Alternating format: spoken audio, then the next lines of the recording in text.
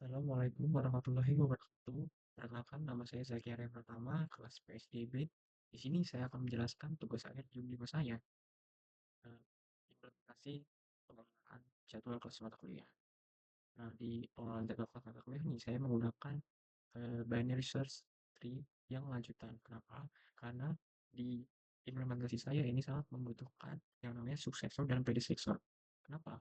Karena ini semacam sistem booking kelas, di mana kita harus mengetahui kelas mana yang kita harus tahu suatu kelas itu tidak bertabrakan dengan kelas-kelas yang lainnya.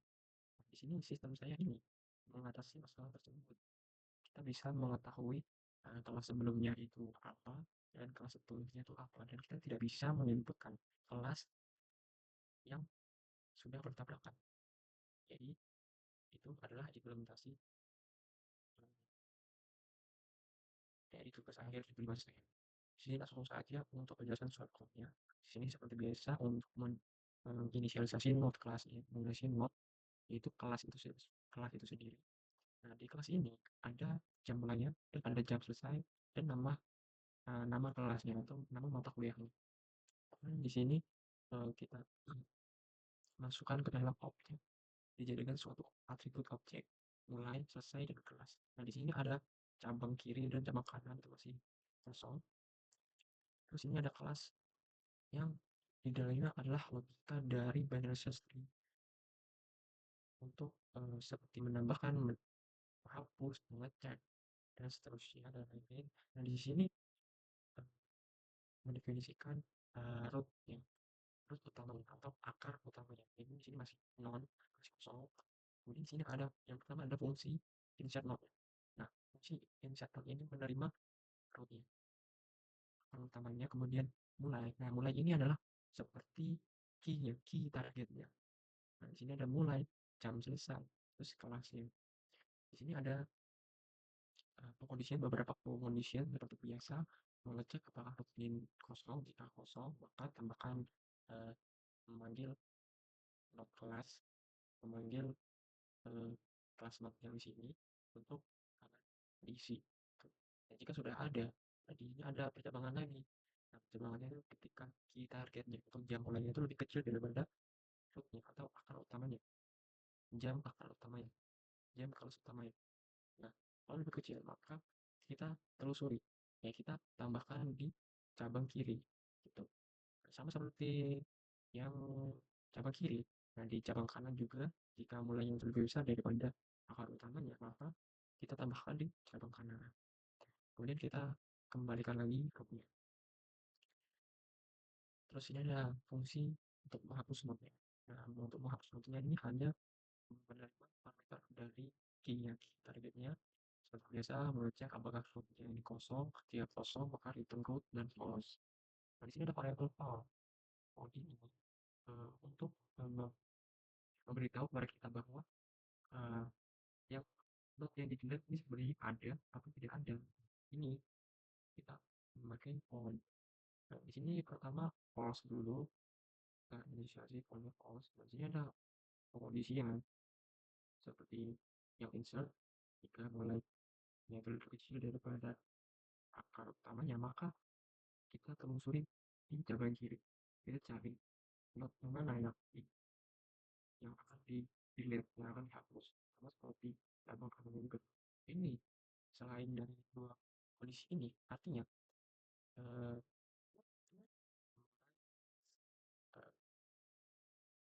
mulai dan dengan akar utamanya itu berarti sama, berarti kita ubah poinnya itu ketemu, ya.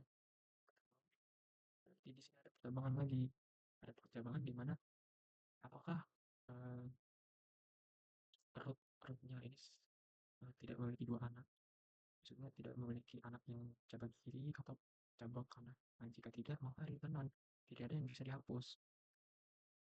Kemudian jika rootnya ini tidak memiliki anak cabang kiri, maka kita telusuri telusuri di cabang kanan. Kemudian sama, jika cabang kanannya kosong, maka kita telusuri di cabang kiri. Nah, selain dari Ketiga kondisi ini artinya eh, memiliki dua anak, yaitu cabang kiri dan cabang kanan itu ada. Nah, berarti kita pakai suksesor, kita cari eh, apa? Kita cari not terkecil setelah not terkecil di cabang paling kanan. Berarti kita pakai finding not itu di cabang kanan. Kita finding di cabang kanan not terkecil. Kemudian kita ubah untuk mulainya ini kita timpa dengan suksesor yang sudah kita cari tadi. Kita timpa dengan suksesor mulai, suksesor selesai, suksesor kelas. Kemudian di sini kita hapus ini baris untuk menghapus suksesor yang lama. Suksesor yang lama kita hapus, menggunakan kita di cabang paling kita hapus suksesor mulai dengan suksesor yang lama. Kemudian kita return root dan on. Kemudian ada batalkan jadwal. Batalkan jadwal ini diambil dari delete node agar kita tidak perlu menginputkan rootnya kembali. Nah, di sini ada find min node sudah dijelaskan tadi. Find min node untuk mencari node terkecil di cabang kiri ataupun cabang kanan.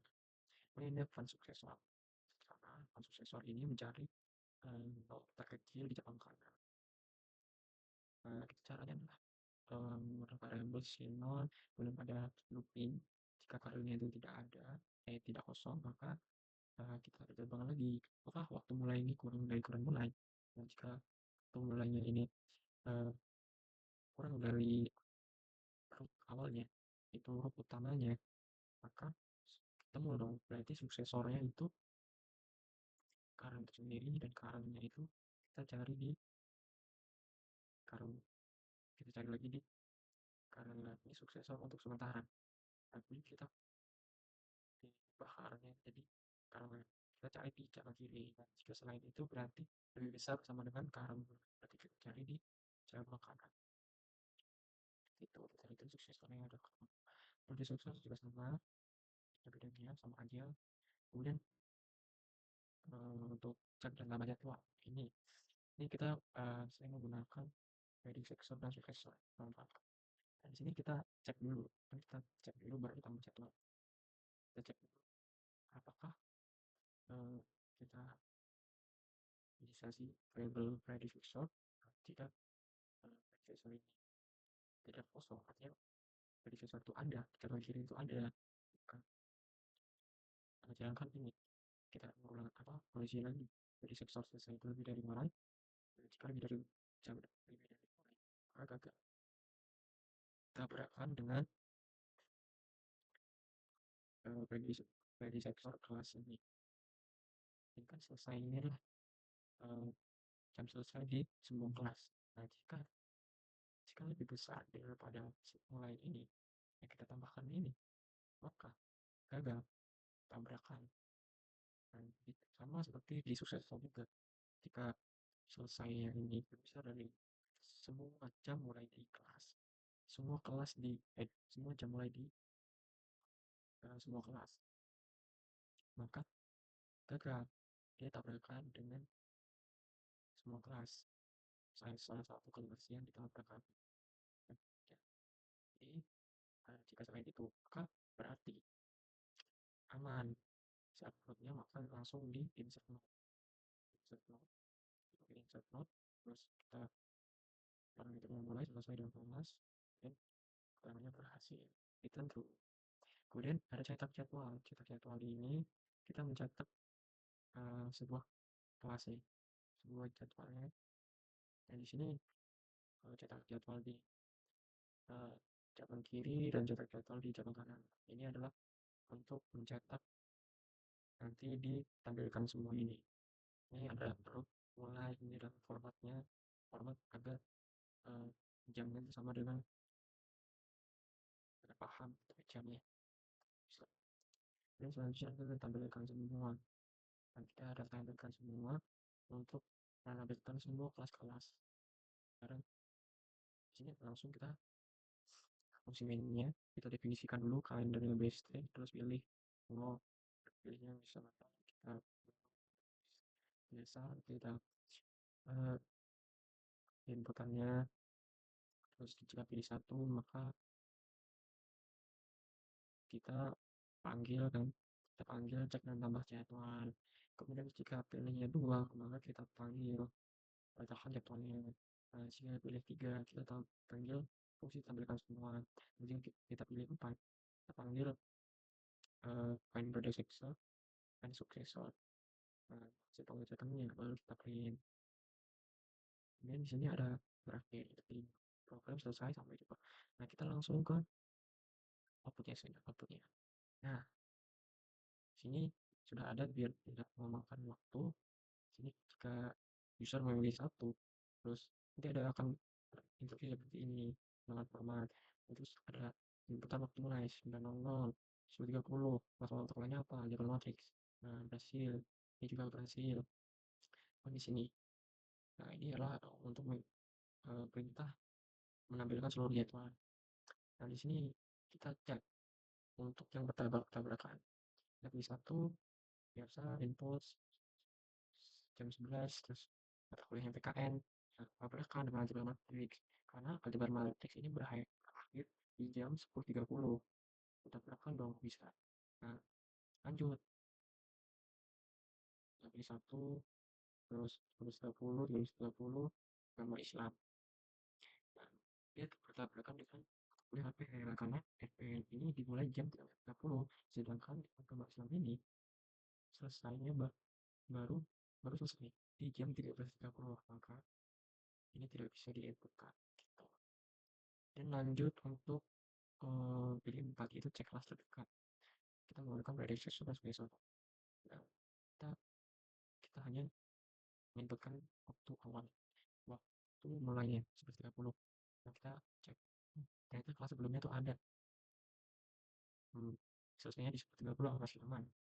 Terus di kelas selanjutnya jam awalnya 13.30 masih aman.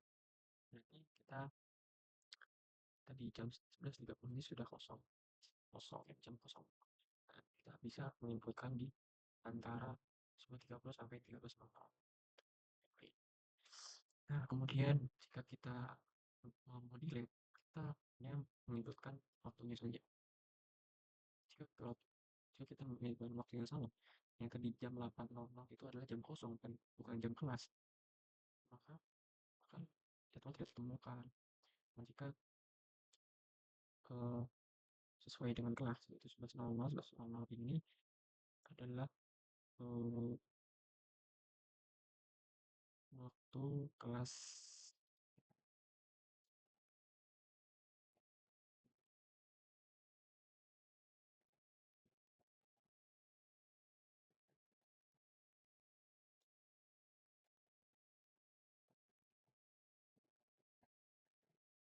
Cukup penjelasan dari saya. Wassalamualaikum warahmatullahi wabarakatuh.